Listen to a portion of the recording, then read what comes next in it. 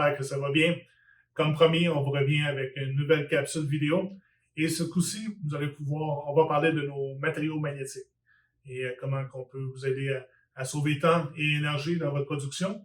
Donc, n'hésitez pas de partager ces vidéos avec les membres de votre équipe et au fur des semaines qui vont venir, on va avoir d'autres capsules qui vont être appropriées pour vos besoins. Aujourd'hui, qu'est-ce qui vous vient à l'esprit lorsque vous entendez le mot aimant ou magnétique? Bien, peut-être que c'est un aimant pour frigo. Votre frigo est peut-être rempli d'aimants, comme le mien. Ça peut être une carte d'affaires qu'on a reçue, ça peut être un calendrier, ça peut être un message qu'on apprécie. Ou peut-être que vous pensez à des enseignes pour les véhicules. Alors, c'est peut-être votre équipe sportive préférée ou même les aimants pour une cause particulière que vous avez sur votre véhicule. Mais quelle est la différence entre ces deux matériaux? Pour faire un aimant pour les frigos, nous recommandons que vous utilisez une feuille magnétique qui est 15 millièmes. Donc, une feuille magnétique 15 millièmes qui ressemble beaucoup à la 30 millièmes de visu, mais qui a un comportement totalement différent. Pourquoi? Bien, elle est plus mince, donc 15 millièmes d'épaisseur, beaucoup plus flexible, mais aussi beaucoup plus facile à couper avec des matrices. Tandis que la 30 millièmes est plus rigide, 2 fois plus épaisse, évidemment, mais aussi 2 fois plus forte. Comment c'est possible? Mais tout vient dans la composante de la feuille magnétique. Pour vous donner quelques données, une feuille magnétique de 15 millièmes va retenir environ entre 40 à 45 livres par pied carré. Tandis qu'une feuille magnétique de 30 millièmes va avoir un poids de retenue d'environ 85 à 92 livres par pied carré. Donc, vraiment le double entre les deux. Mais la différence vient dans la composition de l'aimant. En fait, une feuille magnétique, c'est une feuille caoutchoutée.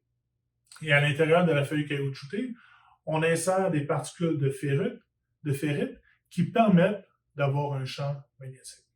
Donc, le plus épais va être la feuille magnétique, le plus de ferrite qu'on va y retrouver, donc le plus de force sur le plan magnétique qu'on va pouvoir y avoir.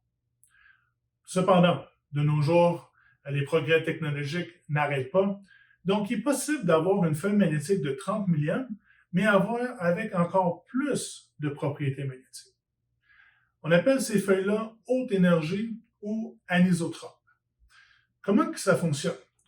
De ce qu'on regarde ici, une feuille magnétique, si on prendrait une loupe et on regarderait à l'intérieur d'un rouleau de 24 pouces par 50 pieds, tout au long du 50 pieds, on y retrouve des lignes de polarité. Donc, des lignes de polarité nord-sud qui s'intercalent et qui créent un champ magnétique. Avec la technologie manufacturière qu'on a présentement, on est capable d'avoir un espacement régulier entre les pôles et aussi de pouvoir les espacer plus larges, qui crée un plus grand champ magnétique. Mais le fait qu'il soit plus constant, ça permet d'avoir une plus grande force magnétique parce que les champs ne viennent pas s'intercroiser, mais demeurent constants tout au long du matériel. Ceci dit, une feuille 30 millièmes haute énergie va retenir par pied carré 123 livres. Donc, pratiquement 50% pour le même épaisseur de matériel.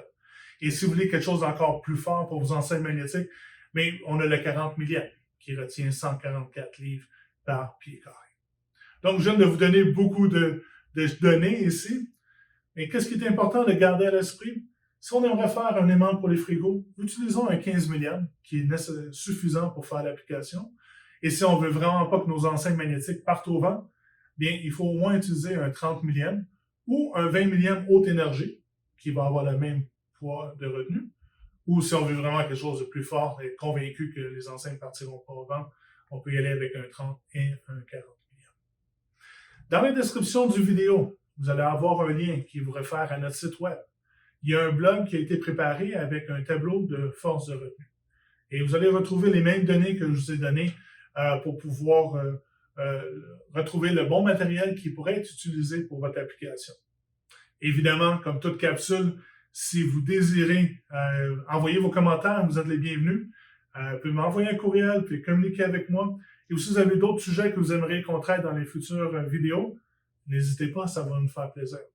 La prochaine capsule, est-ce vraiment si facile d'imprimer sur un média magnétique? Donc, d'ici là, je vous laisse regarder celle-ci et on se reparle dans les prochaines semaines.